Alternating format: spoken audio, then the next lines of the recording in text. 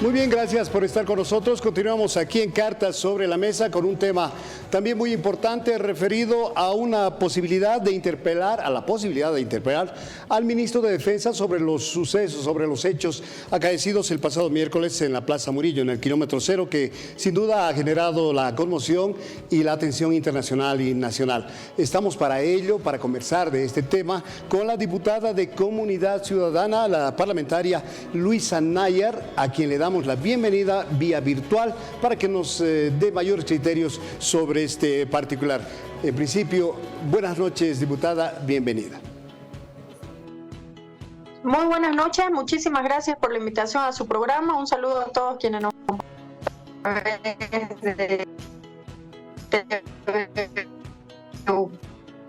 Así es, diputada, decíamos que se está planteando una interpelación contra el ministro de Defensa, Edmundo Novillo, por los sucesos del pasado miércoles.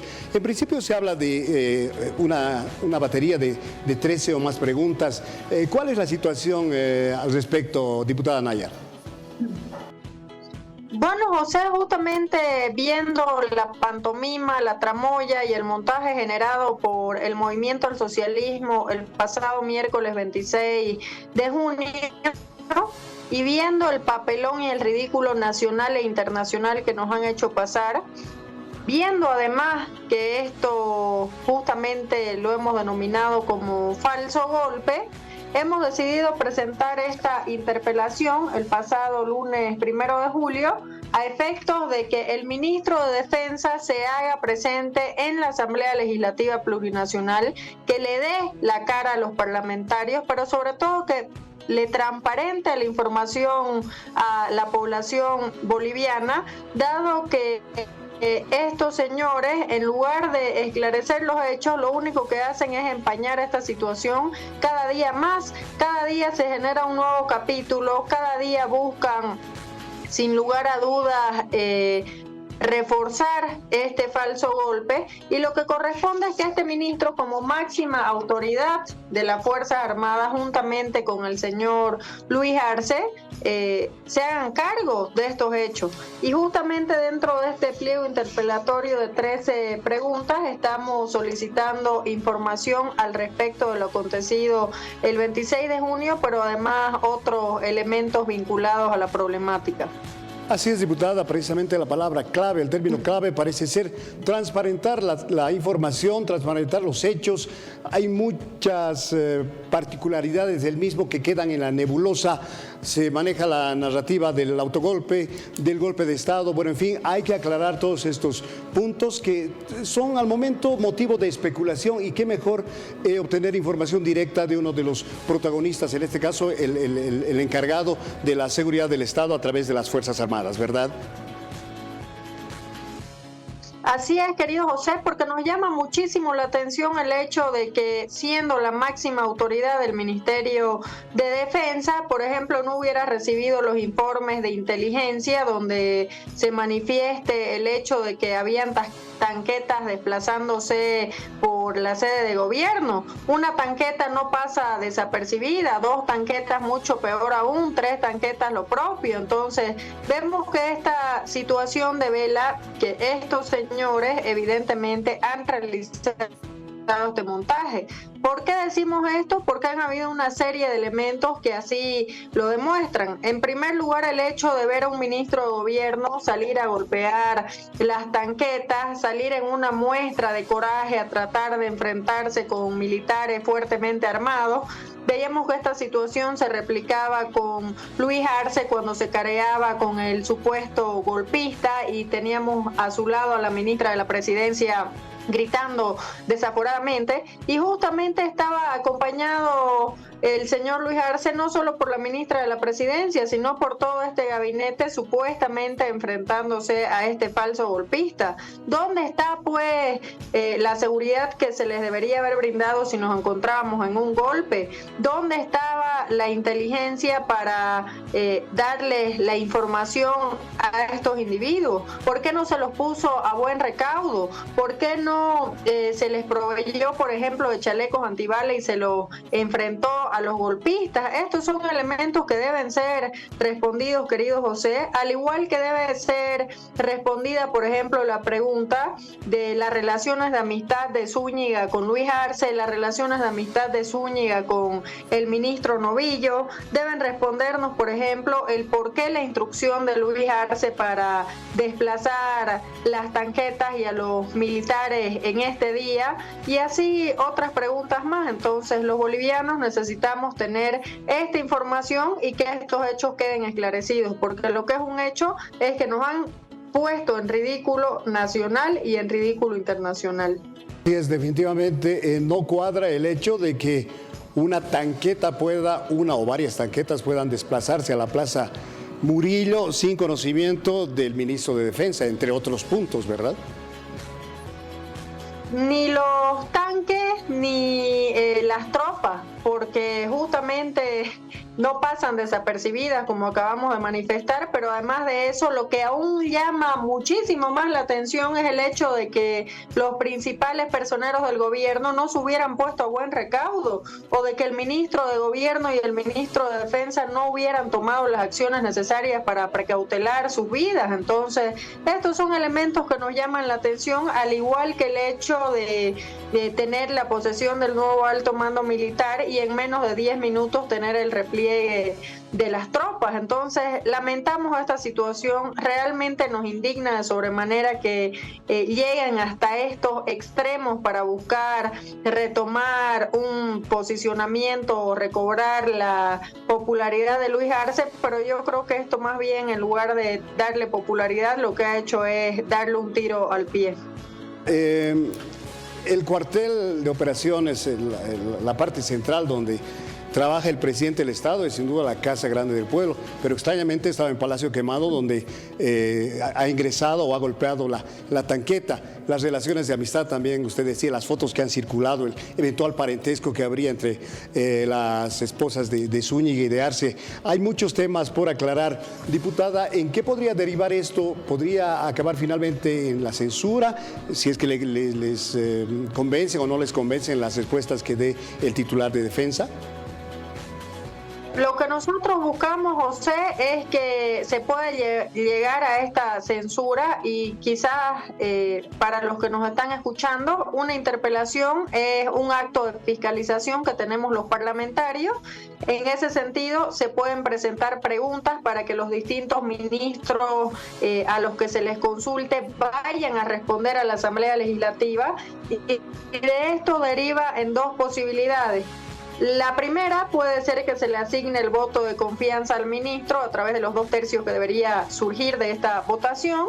La segunda es que se produzca la censura, también con los 2/3 de la votación, y en este caso yo considero que se debería producir una censura ante la irresponsabilidad, la incapacidad y la falta de congruencia en las acciones que se han asumido desde este Ministerio de Defensa. Entonces, lo que correspondería es que este señor sea censurado y que este señor sea destituido del cargo, y obviamente posterior a ello pasar también a ser sancionado por este pésimo manejo. Y no solamente por esto, tenemos otros elementos y otras denuncias vinculadas al Ministerio de Defensa, como por ejemplo la falta de utilización de los 13 radares de lucha antidroga, pero esta interpelación en específico y las preguntas en específico de este tema vienen a ser el tema del falso golpe. Sí, pero ahora, diputada, ineludiblemente también debe incluirse un plan C.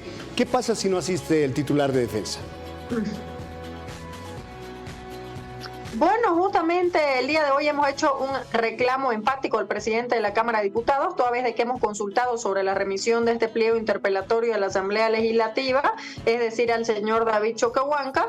Lamentablemente, hasta el día de hoy, en horas de la mañana, no se habría hecho la remisión respectiva. Ya hemos mandado nuestra nota de reclamo, estaremos nosotros haciéndole seguimiento todos estos días y obviamente luego de esta remisión correspondería que el señor Choquehuanca convoque de forma inmediata a esta interpelación. ¿En qué país del mundo vemos que si se produce un supuesto golpe de Estado, la Asamblea no se reúna? Acá se debería haber reunido la Asamblea de manera inmediata, inclusive en horas de la noche del propio miércoles o al día siguiente a primera hora de la mañana, para tratar de esclarecer y dilucidar estos hechos.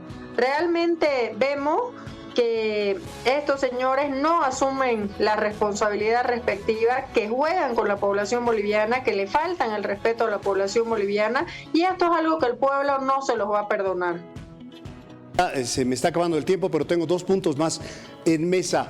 Esto sin duda ha generado repercusiones internacionales y nacionales, es una noticia que ha circulado por el mundo. Quiero traer a colación también un criterio, quisiera requerir un criterio suyo respecto a los presos políticos en nuestro país. Se ha realizado en la víspera un foro ciudadano respecto a la participación de los presos políticos, a la situación en realidad más que participación. Se habla de que son más de 90. ¿Cómo percibe usted este estado de cosas? Bueno, lamentablemente esta es una situación que nos preocupa de sobremanera. El día de ayer justamente en nuestra exposición hemos manifestado que según información de Global Human Rights, habrían 295 presos políticos en nuestro país.